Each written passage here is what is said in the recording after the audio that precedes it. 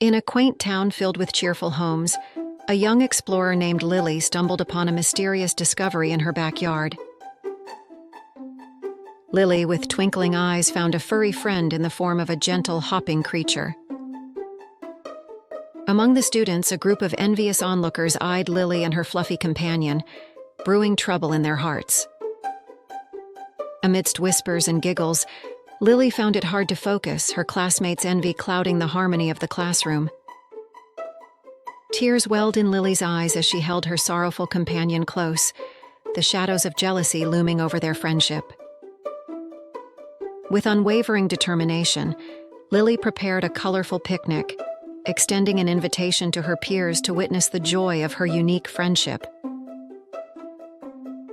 While Lily's back was turned, a mischievous figure plotted to disrupt her plans, seeking to sow discord and chaos.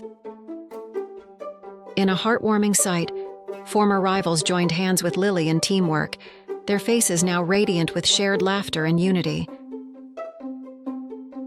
Beneath the twinkling stars, Lily sat surrounded by a circle of companions, her heart aglow with the warmth of unity and friendship.